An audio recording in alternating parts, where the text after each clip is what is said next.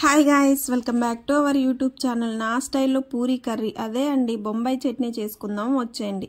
చిన్నపిల్లలు కూడా ఇష్టంగా తింటారు. ముందుగా పూరీ కర్రీ కోసం ఆనియన్స్ని కట్ చేసుకోవాలి. ఆనియన్స్ని సన్నగా రిబ్బన్స్ లాగా కట్ చేసుకోవాలి. అప్పుడే పూరీ కర్రీ అనేది టేస్ట్ ఎక్కువగా ఉంటుంది. పూరీ కర్రీలో ఆనియన్స్ కొంచెం ఎక్కువగానే పడుతుంది. పూరీ కర్రీలో ఆనియన్స్ వల్లనే టేస్ట్ అనేది ఎక్కువగా ఉంటుంది. ఇద్దరమే కాబట్టి అన్ని తక్కువ క్వాంటిటీలో తీసుకుంటున్నా. పూరీ కర్రీ ఇష్టం లేకుండా ఎవరు ఉండరని నేను అనుకుంటున్నా. ఎవరైనా ఉంటే కామెంట్ చేసేయండి. ఆనియన్స్ని సన్నగా కట్ చేసుకున్న తర్వాత మా కారానికి సరిపడా 2 పచ్చిమిర్చిని కూడా కట్ చేసుకున్నా. వీటిని కూడా సన్నగా కట్ చేసుకోవాలి. ఇవి కారం ఎక్కువ ఉంటాయి కాబట్టి 2 కట్ చేస్తున్నా. ప్రాసెస్లోకి వెళ్ళిపోదాం వచ్చేయండి. ఒక ప్యాన్ పెట్టుకొని ప్యాన్ హీట్ అయిన తర్వాత అందులో ఆయిల్ వేసుకోవాలి. ఆయిల్ హీట్ అయ్యాక ఇందులో తాలింపు దినుసులు వేసుకోవాలి. అంటే ఆవాలు, జీలకర్ర, పచ్చిశనగపప్పు, మినపప్పు వేసుకొని మొత్తం ఫ్రై చేసుకోవాలి. ఇందులోనే పచ్చిమిర్చి కూడా వేసుకొని మొత్తాన్ని ఒకసారి మంచిగా కలుపుకోవాలి. తాలింపు దినుసులు మాడిపోకుండా దాన్ని కలుపుతూ ఉండాలి. అవి మాడితే ఇంకా టేస్టే ఉండదు.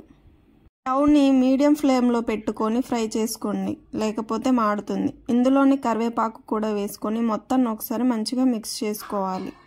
ఇందులో మనం సన్నగా తరిగిన ఆనియన్స్ని వేసుకొని మొత్తాన్ని ఒకసారి మిక్స్ చేసుకోవాలి.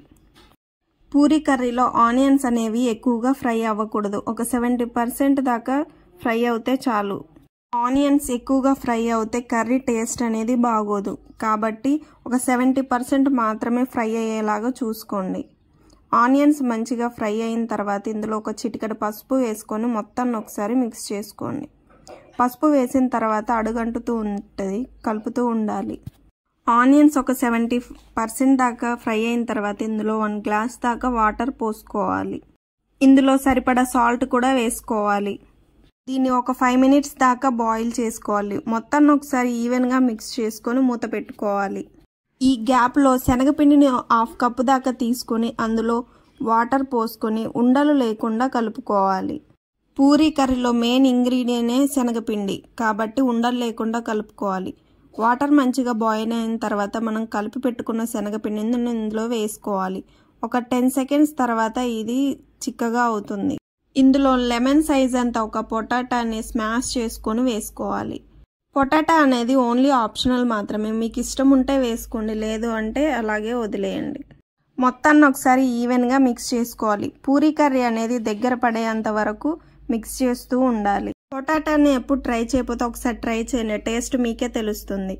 ఇందులో ఒక 10 డ్రాప్స్ దాకా లెమన్ కూడా పిండుకోవాలి.